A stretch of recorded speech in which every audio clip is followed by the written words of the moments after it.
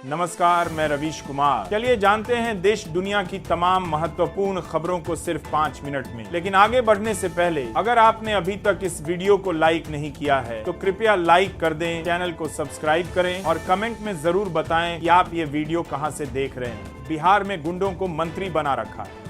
बिहार सरकार के मंत्री जीवेश मिश्रा द्वारा कथित तौर पर एक पत्रकार की पिटाई करने के मामले पर आरजेडी नेता तेजस्वी यादव ने कहा, दरभंगा में हम लोगों ने एफआईआर कराया है।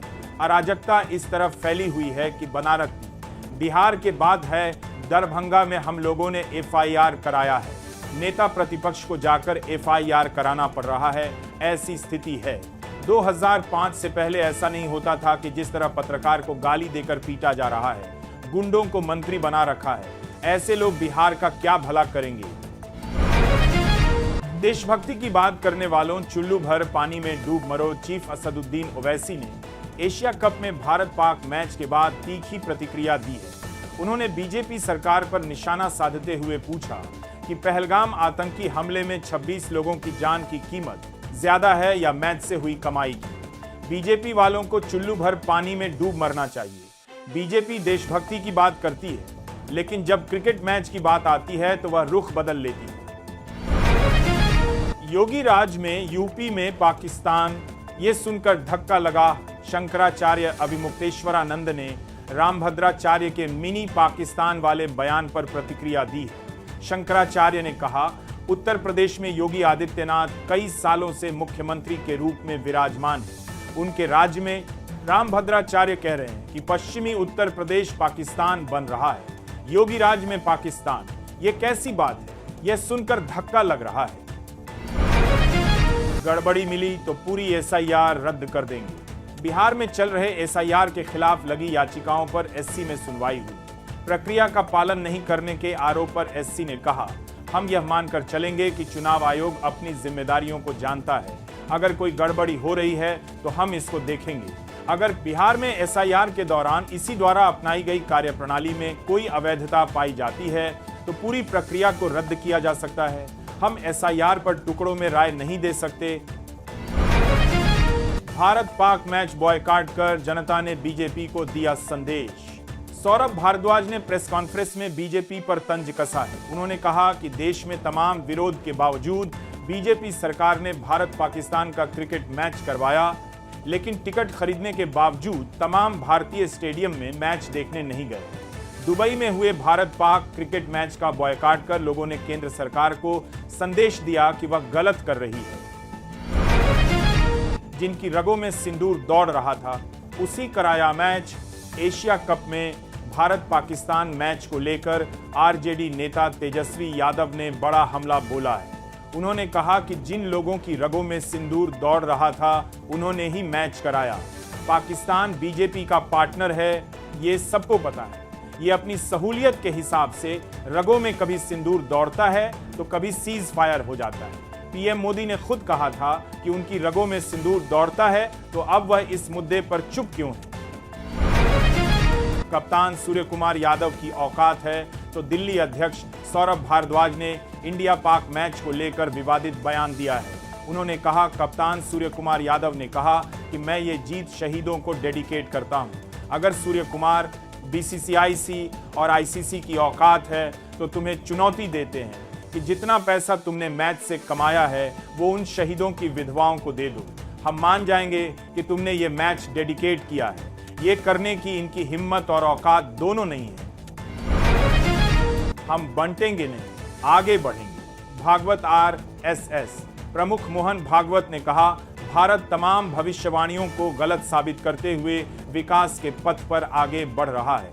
कभी ब्रिटेन के तत्कालीन पीएम विंस्टन चर्चिल ने कहा था कि आज़ादी के बाद भारत बंट जाएगा, लेकिन ऐसा नहीं।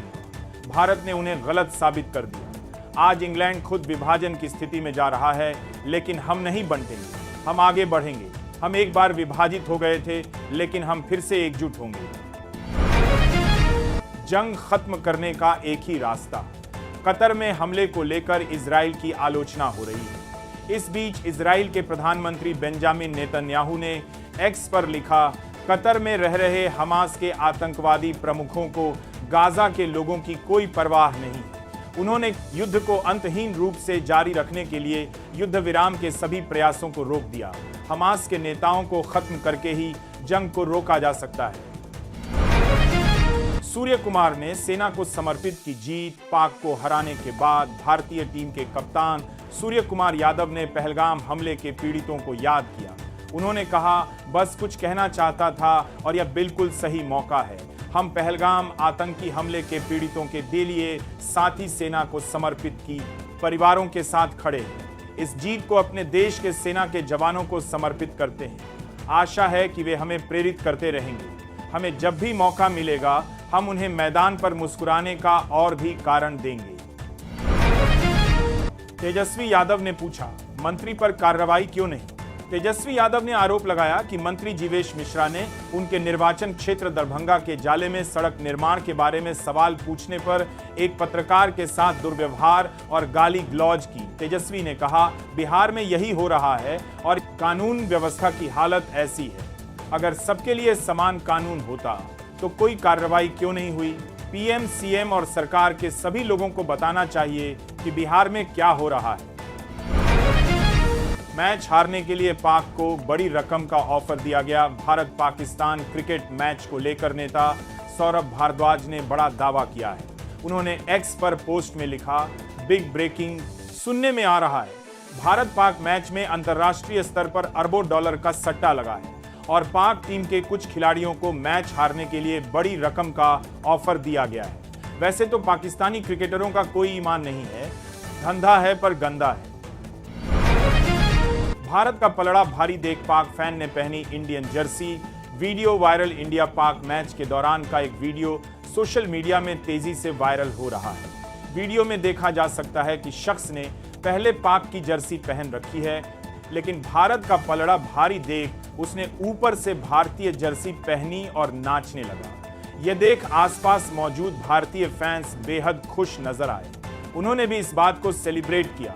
वीडियो पर यूजर्स मजेदार कमेंट कर रहे हैं। भारत पाकिस्तान का पूरा मैच फिक्स था। शिवसेना के सांसद संजय राउत ने भारत पाकिस्तान मैच को लेकर बड़ा दावा किया है। उन्होंने कहा कि भारत पाकिस्तान का पूरा मैच फिक्स था। इस मैच से पाकिस्तान को 1000 करोड़ रुपए का फायदा हुआ है। 1.5 लाख करोड़ रुपए का सट्टा लगा और उसमें से 50,000 करोड़ पाकिस्तान को गया है। इन पैसों का इस्तेमाल आतंकवाद में ही होगा। भारत पाकिस्तान मैच हमारे फौज का, शहीदों का और महिलाओं का अपमान है। तेजस्वी ने पीएम मोदी को याद दिलाया वादा। बोले, आपकी उस जुबान का। पीएम मोदी के दौरे पर तेजस्वी यादव ने कहा, पीएम मोदी आज पूर्णिया में जुमलों की बारिश करने से पहले कृपया अपने सभा स्थल से 2-3 किलोमीटर के दायरे में जर्जर सड़क, शिक्षक विहीन स्कूल, बदहाल स्वास्थ्य केंद्र, महंगाई, गरीबी, बेरोजगारी व पलायन से परेशान महिलाओं व युवाओं की जनसमस्या जाने। आपने 11 वर्ष पूर्व इसी पूर्णिया से बिहार को विशेष राज्य का दर्जा देने का वादा किया था। क्या हुआ आपकी उस जुबान का? अजित पवार के अंदर पाकिस्तानी खून है।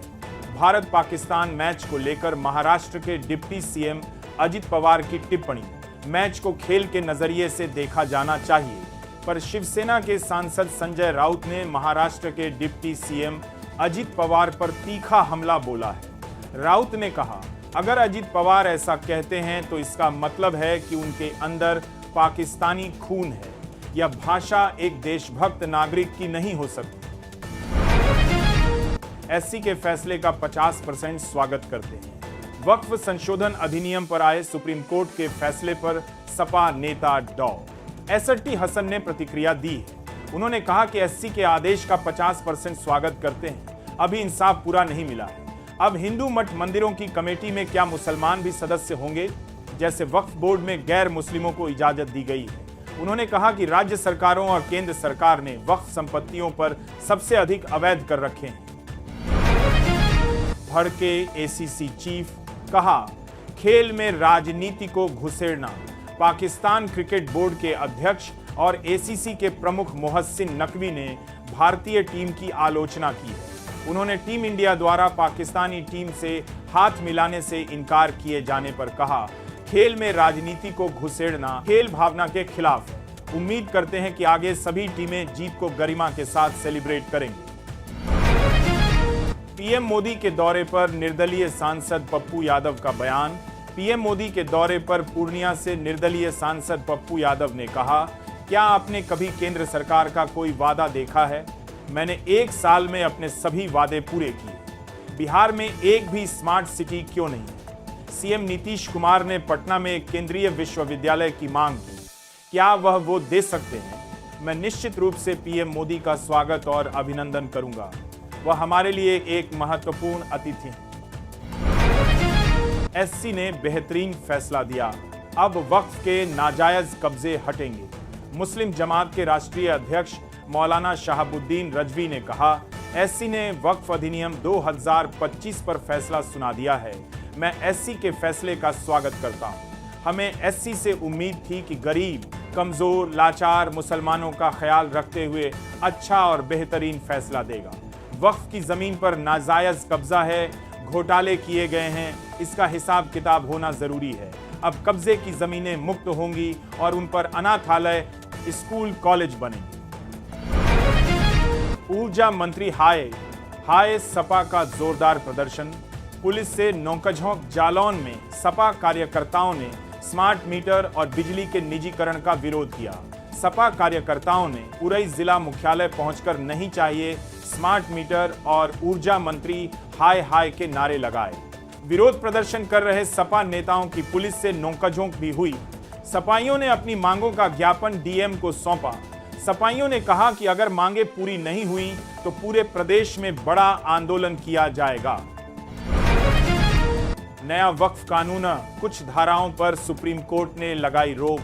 वक्फ संशोधन अधिनियम 2025 पर अपने अंतरिम फैसले में एससी ने नए कानून की कुछ धाराओं को रोक दिया है। एससी ने सीईओ के मुस्लिम होने को जरूरी बताया है। साथ ही अपनी संपत्ति वक्फ घोषित करने के लिए किसी व्यक्ति को 5 वर्ष तक इस्लाम का अनुयायी होने वाले कानून पर भी रोक लगाई है। कोर्ट ने कहा, यह रोक तब तक लागू रहेगी जब तक राज्य सरकारें यह तय करने के लिए नियम नहीं बनाती कि कौन इस्लाम का अनुयायी है और कौन नहीं। भारत शेखी बघारता है, लेकिन हमसे अमेरिका के कॉमर्स मिनिस्टर हॉवर्ड लुटनिक ने कहा, भारत शेखी बघारता है कि उसकी आबादी 140 करोड़ है, फिर वो हमसे एक बोरी मक्का तक क्यों नहीं खरीद रहा? वो हमारी हर चीज पर टैरिफ लगाता है। आप इसे मानिए, नहीं तो दुनिया के सबसे बड़े उपभोक्ता के साथ व्यापार करना आपके लिए मुश्किल हो जाएगा। यह निष्पक्षता की बात है। अमेरिका भारतीय सामान खुलेआम खरीदता है, लेकिन जब हम बेचना चाहते हैं तो दीवारें खड़ी हो जाती हैं। बिहार में बीजेपी जेडीयू का गुंडा राज है। बिहार सरकार के मंत्री जीवेश मिश्रा द्वारा कथित तौर पर एक पत्रकार की पिटाई मामले पर तेज प्रताप यादव ने कहा, ये भाजपा और जेडीयू का गुंडा राज है। मुख्यमंत्री कोमा में जा चुके हैं, अब उनसे सरकार नहीं चल रही है। बता दें कि तेजस्वी यादव ने पीड़ित यूट्यूबर दिवाकर के साथ खुद दरभंगा के सिंहवाड़ा थाने पहुंचकर केस दर्ज करवाया है और कार्रवाई करने की मांग की है। नक्सलियों का हो रहा सफाया। 1 करोड़ का इनामी ढेर झारखंड में पुलिस और माओवादियों की मुठभेड़ हुई है। मुठभेड़ में 1 करोड़ रुपए का इनामी भाकपा माओवादी केंद्रीय समिति सदस्य सहदेव सोरेन और 2 अन्य 25 लाख रघुनाथ हेम्ब्रम और 10 लाख बिरसन गंझू उर्फ रामखेला वन के इनामी नक्सली मारे गए। कोबरा बटालियन और हजारीबाग पुलिस ने 47 समेत भारी मात्रा में हथियार भी बरामद किए हैं। फिलहाल सर्च ऑपरेशन जारी है। टीन शेड में चल रहे स्कूलों पर कांग्रेस ने सरकार को घेरा। दिल्ली के सरकारी स्कूलों की बदहाल स्थिति पर एचसी ने फटकार लगाई है। इस पर दिल्ली कांग्रेस अध्यक्ष देवेंद्र यादव ने सरकार पर तंज कसा है। उन्होंने कहा, शिक्षा मंत्री लंदन जाकर मॉडल बदलने की बातें करते हैं, लेकिन टीन शेड में पढ़ने वाले बच्चों का भविष्य सुधारने की दिशा में कोई ठोस काम नहीं कर रहे हैं। दिल्ली के 799 स्कूलों में न सिर्फ पानी और बिजली की कमी है, बल्कि बुनियादी ढांचा भी नहीं है। हिंसा पर ब्रिटिश पीएम की दो टूक, मस्क का भी आया बयान। ब्रिटेन के पीएम कीयर स्टारमर ने कहा कि वे देश का झंडा हिंसक और डर फैलाने वालों को नहीं सौंपेंगे। यह बयान उस समय आया जब लंदन की सड़कों पर पिछले कई दशकों की सबसे बड़ी दक्षिणपंथी रैली निकली और हालात हिंसक हो गए। पीएम ने शांतिपूर्ण प्रदर्शन का समर्थन किया, साथ ही कहा हिंसा और भेदभाव अस्वीकार है। वहीं इस पर एलन मस्क ने भी प्रतिक्रिया दी। उन्होंने कहा ब्रिटेन में क्रांतिकारी बदलाव की जरूरत है। पीएम मोदी के दौरे पर लालू का तंज, बोले आज जुमला दिवस है। पीएम मोदी के बिहार दौरे पर राजनीतिक सरगर्मी तेज हो गई। अब पूर्व सीएम लालू यादव ने तंज कसा है। उन्होंने पीएम के दौरे को जुमला दिवस बताया है। लालू ने एक्स पर एक वीडियो पोस्ट किया और कैप्शन लिखा, जुमला दिवस की हार्दिक शुभकामनाएं। भारी बारिश का कहर, रेड अलर्ट। महाराष्ट्र में भारी बारिश ने कहर बरपा दिया है। मुंबई, ठाणे, रायगढ़, पालघर, सिंधुदुर्ग, धुले और रत्नागिरी में कई जगहों पर सड़कें पानी से लबालब हैं। मौसम विभाग ने रेड अलर्ट जारी किया है। लोगों से घरों में ही रहने की अपील की गई है। साथ ही सावधानी बरतने को कहा गया है। भारी बारिश के कारण पुणे उपनगरों के कुछ स्कूलों ने भी छात्रों की सुरक्षा के लिए छुट्टी घोषित कर दी है।